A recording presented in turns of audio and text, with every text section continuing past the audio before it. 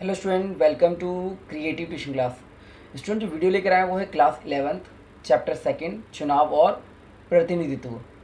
इस वीडियो में आपको बताऊंगा कि चुनाव किसे कहते हैं, चुनाव के प्रकार क्या हैं और प्रतिनिधि किसे कहते हैं, अनुपातिक प्रतिनिधि प्रणाली, समानुपातिक प्रतिनिधि प्रणाली और FPPS क्या है। इन सबको मैं आपको शॉर्ट तरीके से बताऊँगा। तो स्टार्ट करते हैं। चुनाव चुनाव वह प्रक्रिया है जिसमें जनता अपने प्रतिनिधि का चुनाव करती है, उसे निर्वाचन कहते हैं या चुनाव कहते हैं। यदि क्वेश्चन आता है आम चुनाव किसे कहते हैं, वह चुनाव जो 5 वर्ष बाद होते हैं उन्हें आम चुनाव कहते हैं। और प्रतिनिधि क्या होता है, वह चुनाव प्रक्रिया जिसमें जनता अपने प्रतिनिधि को चुनकर संसद और विधानसभा में भेजती है, उसे प्रतिनिधि कहते हैं। चुनाव प्रणाली जिसमें अनुपातिक प्रतिनिधि प्रणाली और FPPS प्रणाली शामिल है। मैं पहले बताऊंगा आपको अनुपातिक प्रतिनिधि प्रणाली, जिसमें मतदाता अपनी पार्टी को वोट देता है और एक बड़े भौगोलिक क्षेत्र में से एक उम्मीदवार का चयन किया जाता है। उदाहरण के लिए इसराइल आप इसमें लिख सकते हैं। नेक्स्ट है FPPS। FPPS होता क्या है, इसमें एक क्षेत्र में से एक ही उम्मीदवार को चुना जाता है, मतलब चयन किया जाता है और मतदाता सीधे सीधे जो है अपने प्रत्याशी को मत देते हैं और एक छोटे छोटे विधानसभाओं में विभाजित होता है, जैसे भारत और UK। नेक्स्ट टॉपिक है चुनाव आयोग। चुनाव आयोग जो है भारतीय संविधान अनुच्छेद के अनुसार 324 अनुच्छेद के अनुसार भारत का स्वतंत्र चुनाव आयोग होगा और भारत के प्रथम चुनाव आयुक्त जो थे वो सुकुमार सेन थे और जो वर्तमान में जो हैं राजीव कुमार हैं। और भारतीय चुनाव आयोग के कार्य क्या हैं, पहला है मतदाता सूची तैयार करना, स्वतंत्र और निष्पक्ष चुनाव कराना और चुनाव चिन्ह देना, मतलब पार्टियों को चुनाव चिन्ह जो होते हैं, सिंबल जो होते हैं, वो चुनाव आयोग देता है।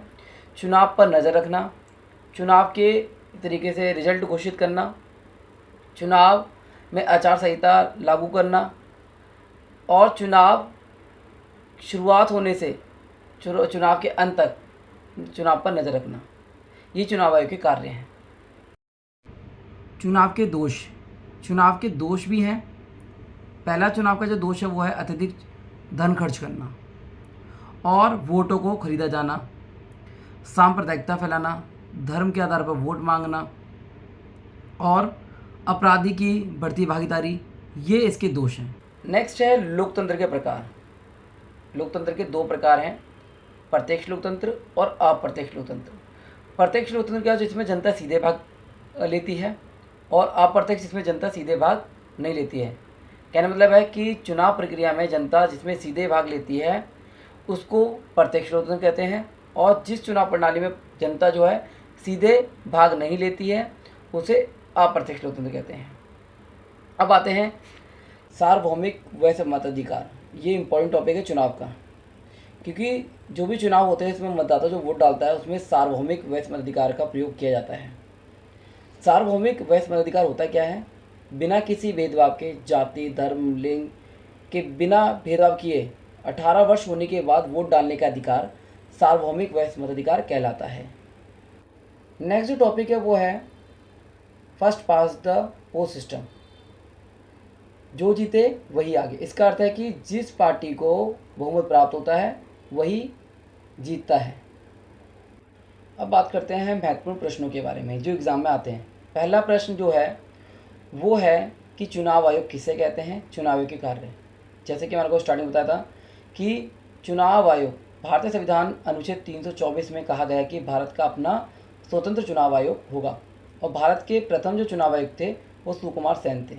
चुनाव आयोग के कार्य क्या है, मतदाता सूची तैयार करना, चुनाव कराना, स्वतंत्र और निष्पक्ष चुनाव कराना और चुनाव चिन्ह देना पार्टियों को, चुनाव पर नज़र रखना, ये सारे काम चुनाव आयोग के होते हैं। नेक्स्ट जो क्वेश्चन है सेकंड, वो चुनाव आयोग, जैसे कि आप चुनाव कराना चाहते हैं तो चुनाव में क्या क्या सुझाव होने चाहिए या क्या सुधार होने चाहिए, ये क्वेश्चन काफ़ी एग्जाम में आता है। तो पहला सुझाव ये कि जो भी भारत में चुनाव किए जाते हैं या चुनाव किए जाते हैं उसमें एक ईमानदार व्यक्ति को चुना जाना चाहिए, धन का प्रयोग अधिक नहीं होना चाहिए। नेक्स्ट जो है एक चुनाव संहिता को लागू करना चाहिए, सांप्रदायिक दंगे नहीं होने चाहिए, धर्म के आधार पर वोट नहीं मांगने चाहिए। ये एक तरीके से आप पॉइंट इसमें लिख सकते हैं। नेक्स्ट जो क्वेश्चन आता है वो है सर्वाधिक जीत प्रणाली, या बोल सकते हैं इसको first past the post system किसे कहते हैं। जिस पार्टी को बहुमत प्राप्त होता है वही जीतता है, इसका मतलब ये होता है। नेक्स्ट क्वेश्चन, सार्वभौमिक वैश्वाधिकार किसे कहते हैं। 18 वर्ष होने के बाद वोट डालने का अधिकार सार्वभौमिक वैश्वाधिकार कहलाता है। नेक्स्ट क्वेश्चन आता है वो है लोकतंत्र के प्रकार। एक होता है आपका प्रत्यक्ष लोकतंत्र और दूसरा होता है अप्रत्यक्ष लोकतंत्र। नेक्स्ट क्वेश्चन, चुनाव किसे कहते हैं और आम चुनाव किसे कहते हैं। मध्यवर्ती चुनाव किसे कहते हैं, उपचुनाव किसे कहते हैं। ये एग्जाम में कई बार क्वेश्चन रिपीट होते हैं।